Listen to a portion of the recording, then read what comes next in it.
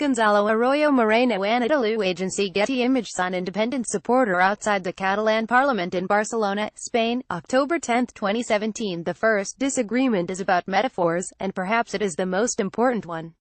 How to speak of countries and nations. Some people see them as relationships.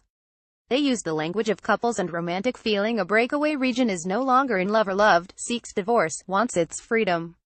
Secession may be painful, but it's a right. Others prefer the language of the body. A country is an organic whole, its component parts are limbs. What for some is just the right to seek happiness elsewhere, for others feels like mutilation. The pain is physical, unbearable. I thought of these conflicting metaphors on October 1st, while I was reporting on Catalonia's referendum on independence from its capital city, Barcelona. This was the latest act in a long unfolding drama. Since 2010, the pro-independence movement has been picking up strength, with constant shows of force, spectacular mass demonstrations, and, crucially, the support of a nationalist-dominated regional government and parliament. The pro-independence campaigners had been trying to secure a legally binding referendum of independence, without success. Madrid would not allow it, citing the wording of the Spanish constitution, which provides regions with a high degree of autonomy but flatly rejects their right to self-determination. What happened on October 1st was that the nationalists had decided to take the plunge, to step outside the constitution and hold a vote on independence no matter what. The secessionists would ignore the ban placed on the vote by the Spanish Constitutional Court and the threat of police action. The result was mayhem. Spanish police storming polling stations in order to seize the ballot boxes, baton charges, bloody faces, and rubber-coated bullets ricocheting off the facades of the historic buildings of Barcelona, and in dozens of other cities and towns. The day would end with almost 900 people injured throughout Catalonia. Despite the disruption, the vote went ahead. By the end of that difficult day, Carles Puigdemont, the separatist president of Catalonia, appeared on TV to announce that the Catalan people had won the right to become an independent state, and he hinted that the regional parliament would issue a unilateral declaration of independence in a matter of days. If countries make a particular sound when they break apart, I thought I'd heard it that day in Barcelona. How did it come to this? While covering the story, a childhood memory kept nagging at me. I had been in the same streets many years before, on another October day, in 1977.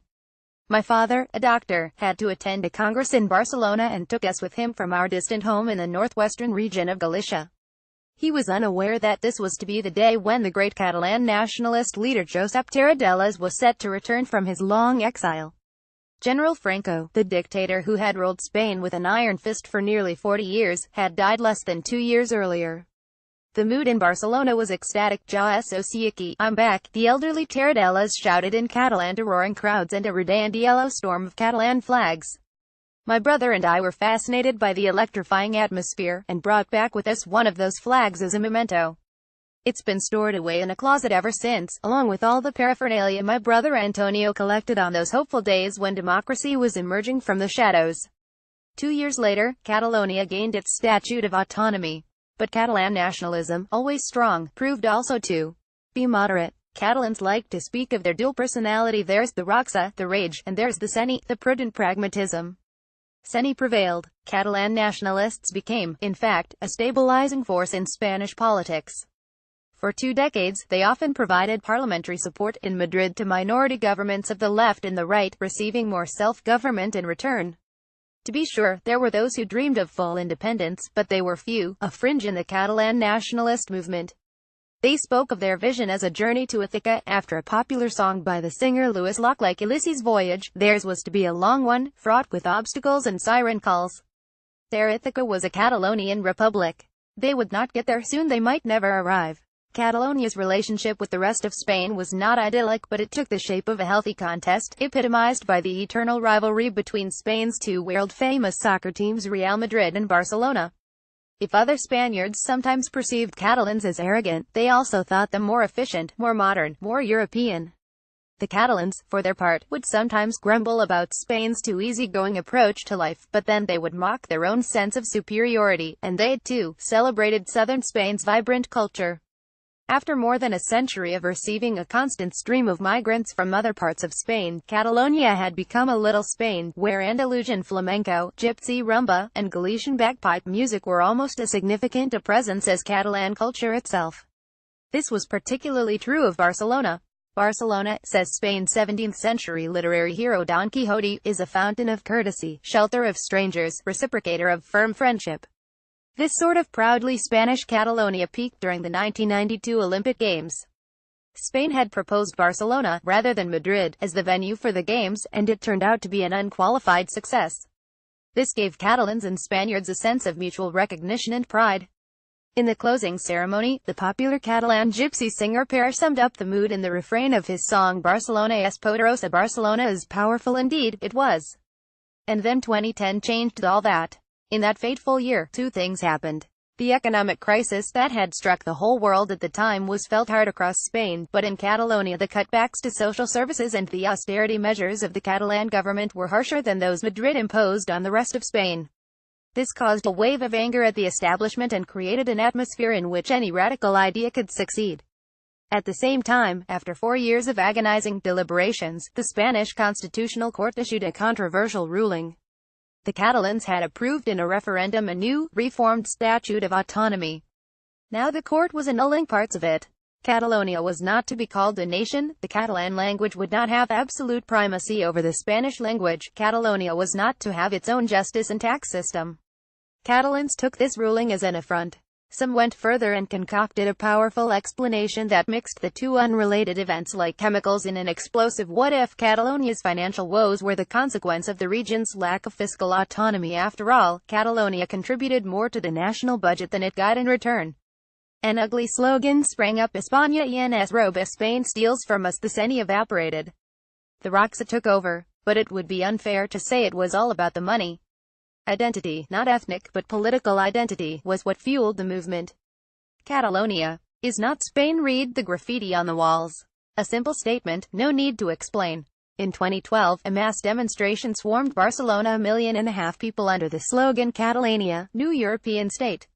More of a convert than an opportunist, the hitherto cautious Catalan president, Artur Mas, joined the call for independence, and he began to demand that the issue be settled in a referendum.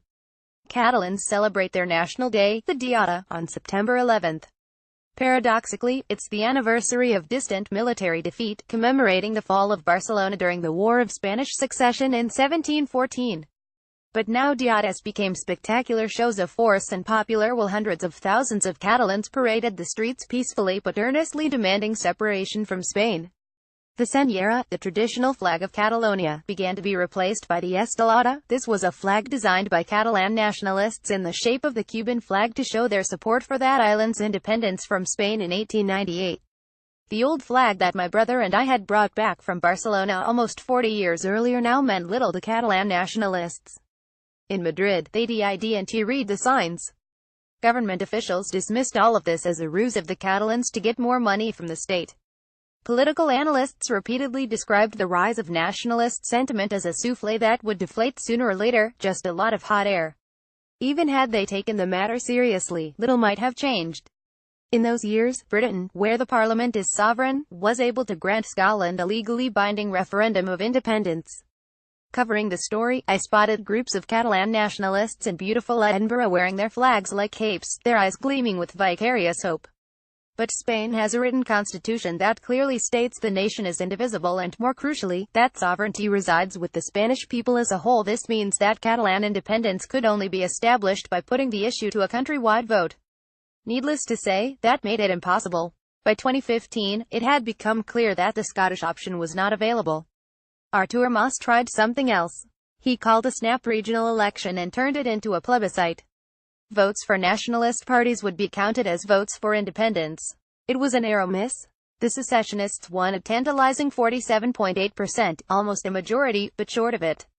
Yet the whims of the electoral law handed them a parliamentary majority nonetheless. Faced with the temptation, they succumbed.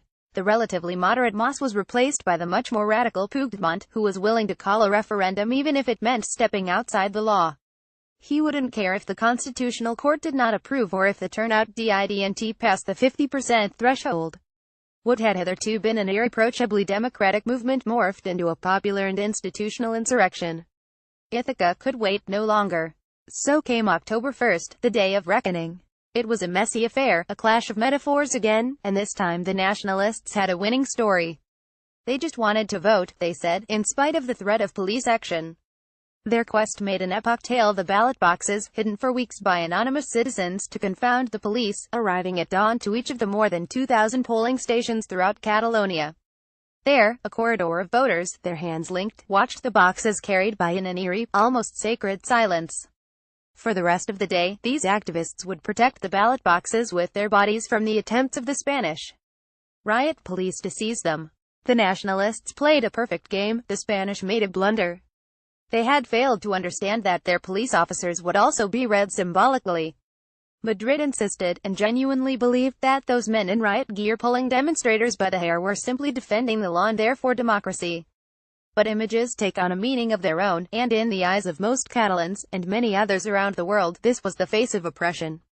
To return to Don Quixote, Spain's fictional alter ego, his curse is that he often misunderstands others' intentions and overreacts. At the end of the novel, he is defeated in Barcelona after he accepts a challenge to a duel he cannot win. I returned to Catalonia on October 10. President Puigdemont was adjourning the regional parliament in order to validate the result of the referendum, which had showed a resounding yes, albeit with a low turnout. There was mounting speculation that he would declare independence there and then. In Parliament, Spanish journalists were already being asked to register at the foreign press desk. Separation was starting with me, I thought, though I didn't take it personally.